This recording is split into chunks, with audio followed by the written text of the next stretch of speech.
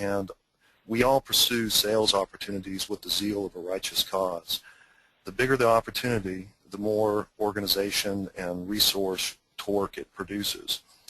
The online store both significantly complements sales improvement ideas and is a source of inspiration for new sales opportunities. Rapid support or development from a software development standpoint means being able to quickly and reliably respond with new features by leveraging a variety of system assets and external services through integration.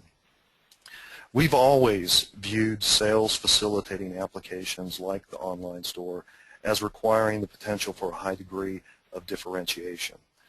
It's these applications that we want to pour our innovation into and channel all our development attention. The intent is to ultimately evolve a uniquely valuable competitive asset that elevates our brand. Achieving this or pulling it off begins with a software framework or infrastructure that is eager to respond to change and has the elasticity to extend itself in non-predetermined ways. That's what attracted us to the notion of an open source solution. Brian, we'll turn the conversation to you. Broadleaf Commerce is a fairly new open source product, the Container Store obviously being your first client. Can you tell us a little bit about the genesis of Broadleaf Commerce and what prompted you to start and build the solution? Sure, Kevin. We started Broadleaf Commerce in the later part of 2008, but the idea really started well before that. Personally, myself, and as well as the other architects and developers we have on the product, had experience with a large number of e-commerce implementations in a wide variety.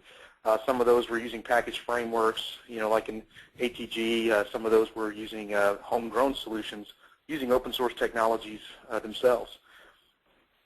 Over this period, 2006, 2007, I personally had the opportunity to meet with a lot of clients that were looking for scalable, highly customized solutions. They were faced with a decision that was pretty difficult. It's, do I build my own and I get all of the customization and it fits my business exactly, but there's a huge cost there of going through all of those prerequisites to get to the place where I can start to customize, or do I buy a package solution and highly customize that? And that's a difficult decision that I can understand and relate to. I've done both of those things, and the right answer varies per person. But as we go through, that gave us the idea that we can solve this problem for folks. We can give them a platform that has those basic features ready to go, and those commodity e-commerce features everybody needs, but also is a platform that's built for scalability and customizability. So Brian, who do you believe your target market is for Broadleaf Commerce? I see three target markets. Really one in particular is companies that are considering do-it-yourself e-commerce. If they're building their own, there's a reason they're doing that. It's maybe because they have a lot of customizable needs, but those companies could get a starting point with a Broadleaf Commerce that really gets them to a better place, and they're not maintaining those commodity features. Secondly is companies that need a highly customizable e-commerce solution.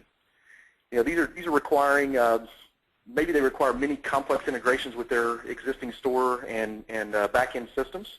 Those companies are a great fit.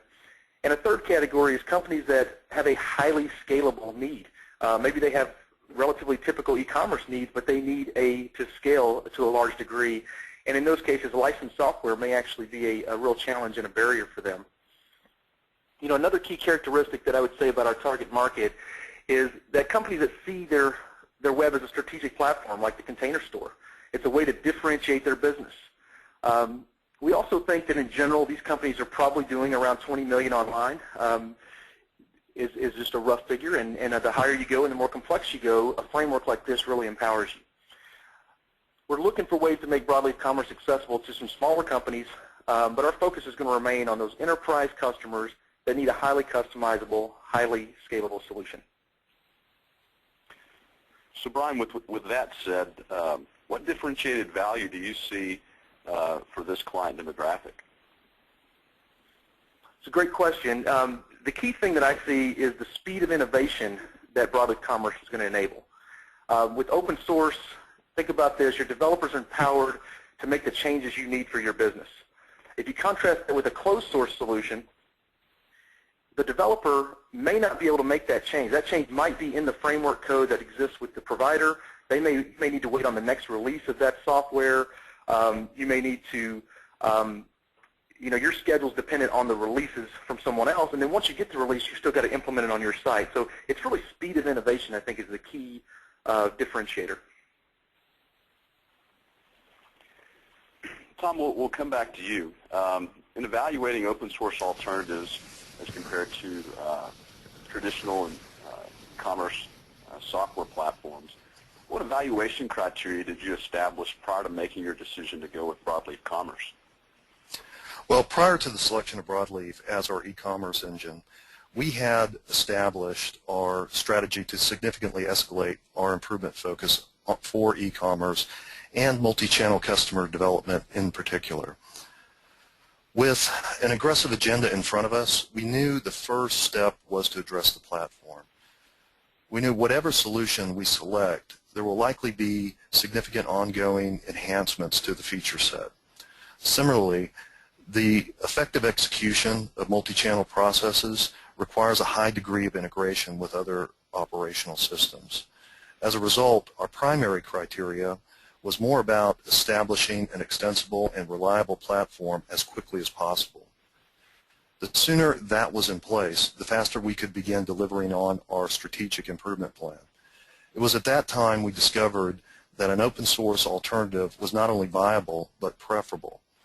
Beyond providing a strong foundation with a rich feature set as a launch point, it could be deployed quickly, and we could redirect the significant cost savings to our strategic improvement agenda. The compounding effect of a strong platform that could be deployed quickly at a significant cost savings was the most compelling decision factor.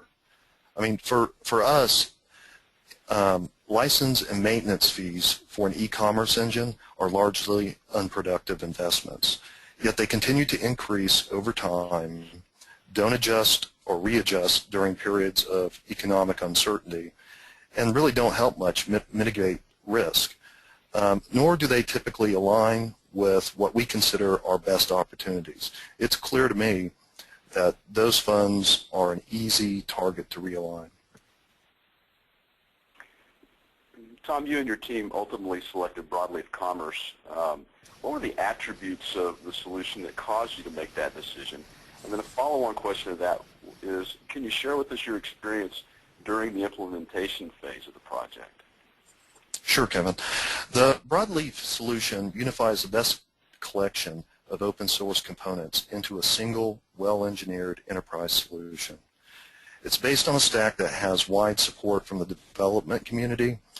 It's a solution that was created by a team having deep domain expertise, a successful track record of building e-commerce sites using open source components, and a strong software development discipline. And I know, Brian, you're going to want to jump in here a little bit and talk about particularly support from the development community and so on. Yeah, you bet. We talked about Broadleaf as an e-commerce framework, but underneath that framework are a lot of very good frameworks. Spring Framework is one that 70% of the Java developers are aware of and using today. But there's a lot of other frameworks that we put together that help with scheduling, queuing, and other complex needs of an e-commerce site. We've put these together in the best way for an e-commerce implementation. We've used industry standards when we can, like JPA for persistence technology. And if you contrast this with commercial frameworks that use proprietary or outdated technologies, this is a compelling factor when evaluating your e-commerce framework. You know, we engaged Credera to help us with the implementation. It was an extremely well-managed engagement and exceptionally talented team that worked well with our internal team and our culture. There was great knowledge transfer, and we adopted basically many of the practices that Credera introduced to us, and that proved valuable well beyond the borders of this initial engagement. So Tom, how has the site performed against expectations? Our online store has experienced